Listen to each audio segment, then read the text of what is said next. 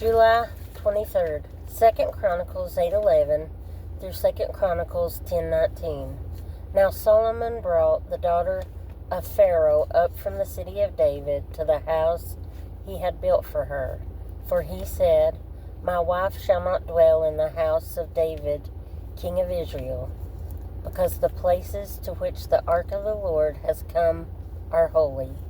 Then Solomon offered burnt offerings to the Lord on the altar of the Lord, which he had built before the vestibule, according to the daily rate, offering according to the commandments of Moses for the Sabbaths, the new moons, and the 3 appointed yearly feasts, the feast of unleavened bread, the feast of weeks, and the feast of tabernacles. And, according to the order of David his father, he appointed the divisions of the priests for the service, the Levites for their duties, to praise and serve before the priests, as the duty of each day required, and the gatekeepers by their divisions at each gate. For so David, the man of God, had commanded. They did not depart from the command of the king to the priests and Levites concerning any matter or concerning the treasuries.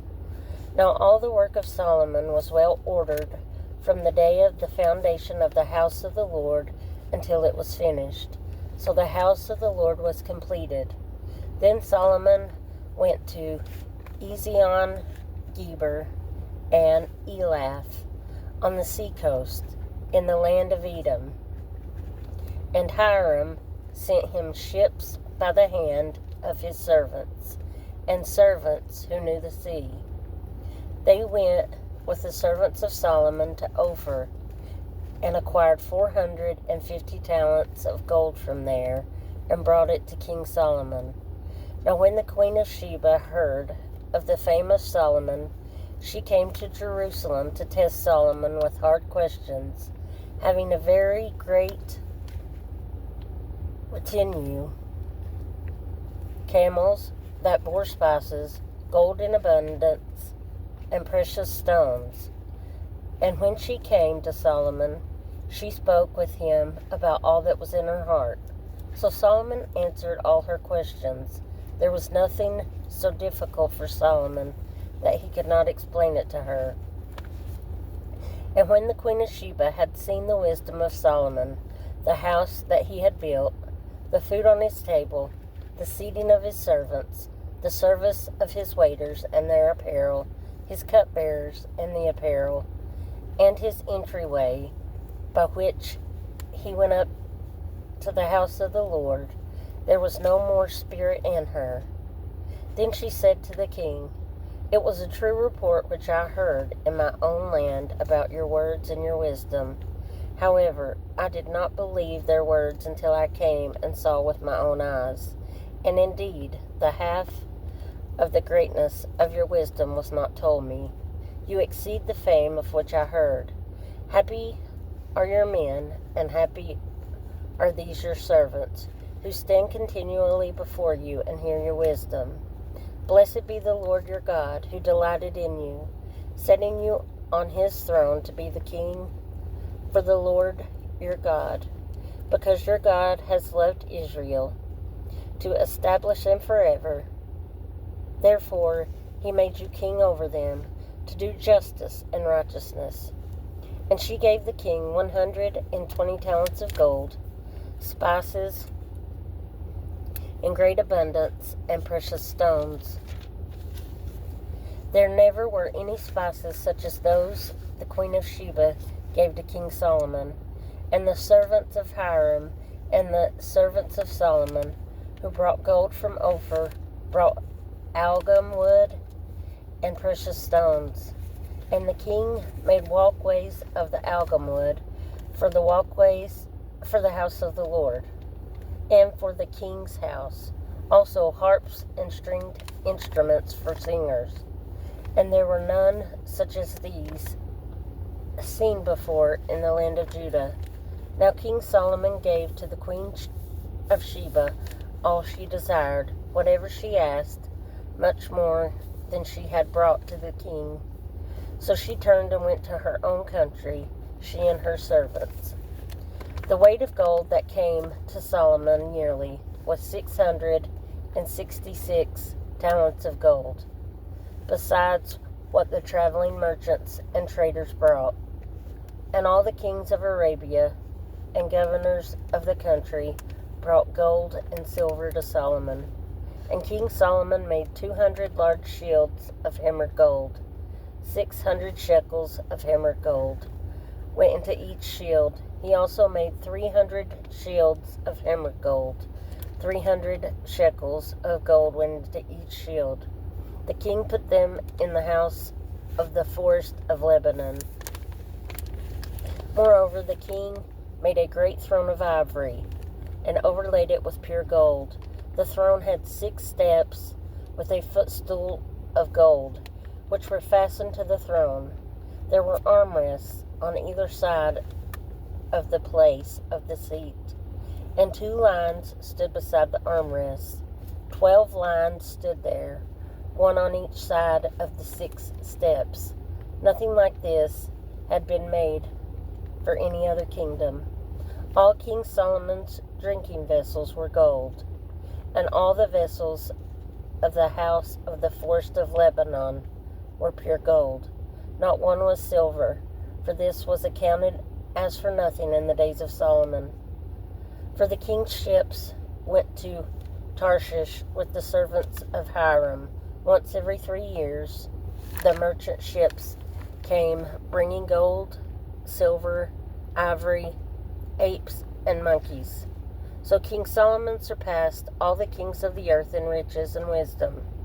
And all the kings of the earth sought the presence of Solomon to hear his wisdom, which God had put in his heart. Each man brought his present articles of silver and gold, garments, armor, spices, horses, and mules, at a set rate year by year. Solomon had 4,000 stalls of horses and chariots, and 12,000 horsemen, whom he stationed in the chariot cities and with the king at Jerusalem. So he reigned over all the kings from the river to the land of the Philistines, as far as the border of Egypt.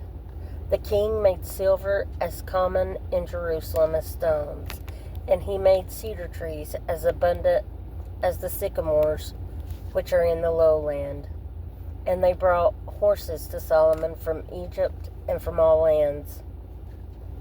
Now the rest of the acts of Solomon, first and last, are they not written in the book of Nathan the prophet, in the prophecy of Ahijah the Shilonite, and in the visions of Iddo the seer, concerning Jeroboam the son of Nebat?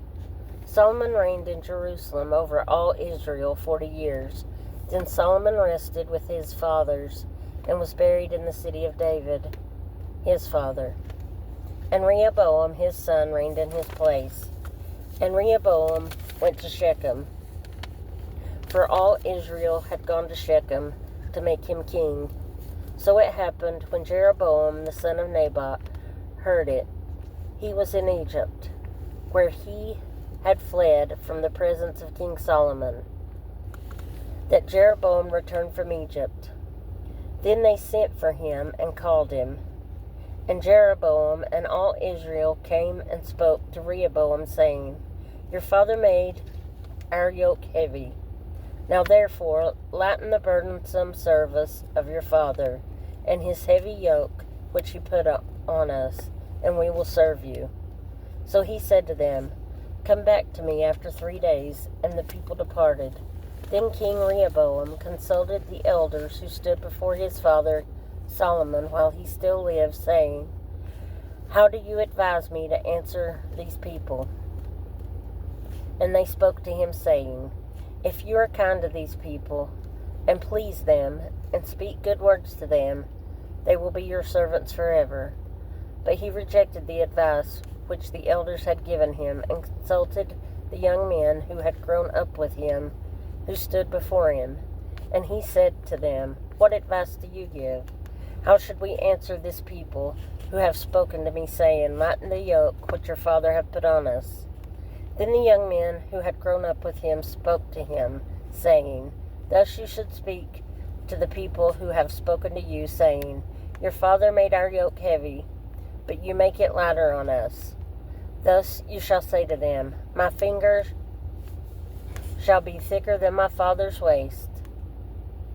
And now, whereas my father put a heavy yoke on you, I will add to your yoke.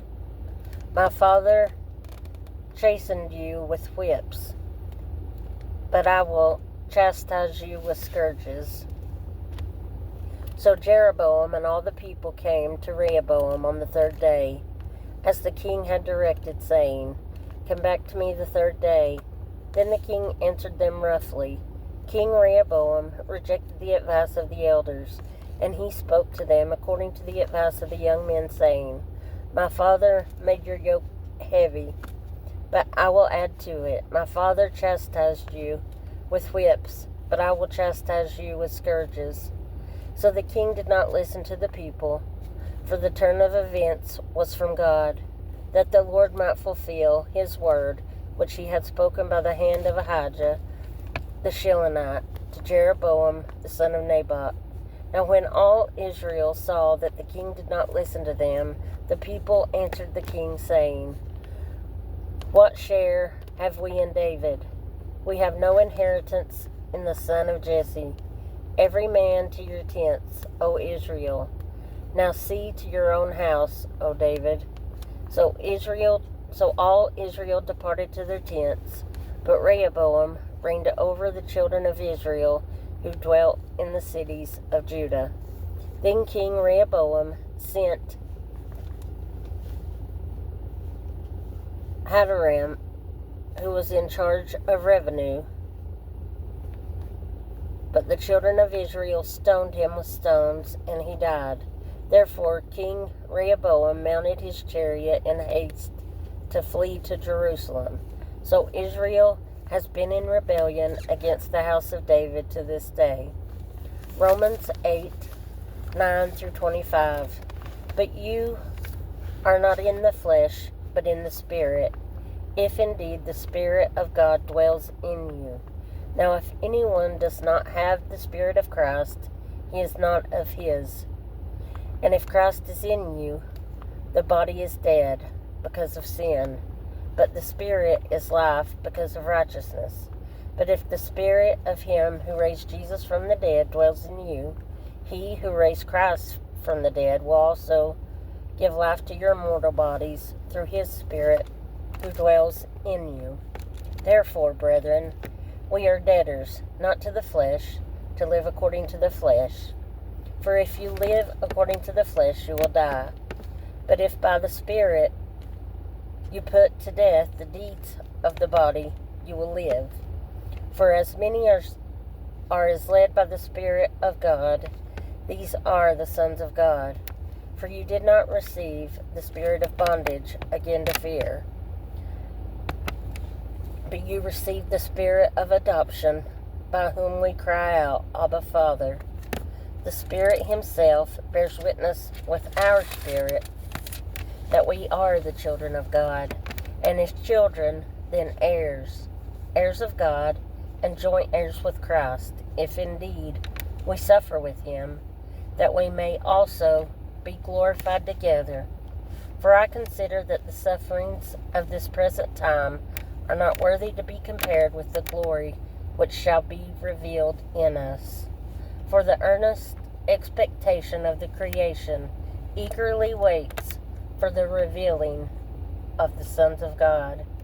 For the creation was subjected to futility, not willing, but because of him who subjected it in hope, because the creation itself also will be delivered from the bondage of corruption into the glorious liberty of the children of God. For we know that the whole creation groans and labors with birth pangs together until now.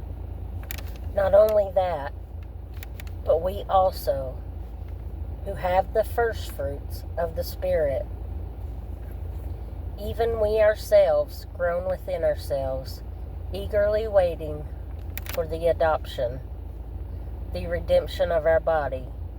For we were saved in this hope, but hope that is seen is not hope. For why does one still hope for what he sees?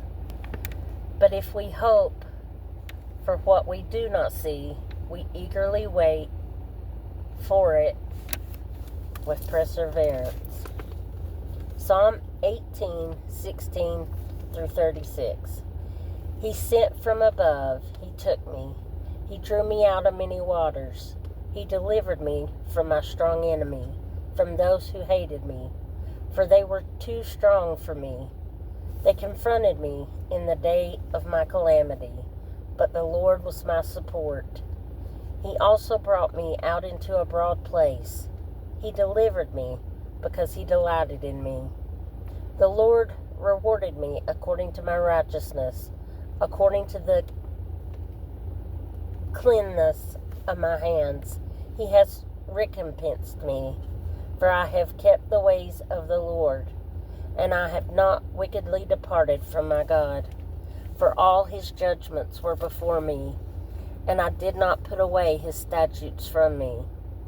I was also blameless before him, and I kept myself from my iniquity. Therefore, the Lord has recompensed me according to my righteousness, according to the cleanliness of my hands in his sight. With the merciful you will show yourself merciful. With a blameless man you will show yourself blameless. With the pure you will show yourself pure, and with the devious you will show yourself shrewd. For you will save the humble people, but will bring down haughty looks. For you will light my lamp, the Lord my God will enlighten my darkness. For by you I can run against a troop. By my God I can leap over a wall. As for God, his way is perfect. The word of the Lord is proven. He is a shield to all who trust in him. For who is God except the Lord? And who is a rock except our God? It is God who arms me with strength and makes my way perfect. He makes my feet like the feet of a deer and sets me on my high places. He teaches my hands to make war, so that my arms can bend a bow of bronze. You have also given me the shield of your salvation. Your right hand has held me up. Your gentleness has made me great. You enlarged my path under me, so my feet did not slip. Proverbs 19:26. He who mistreats his father and chases away his mother is a son who causes shame and brings reproach.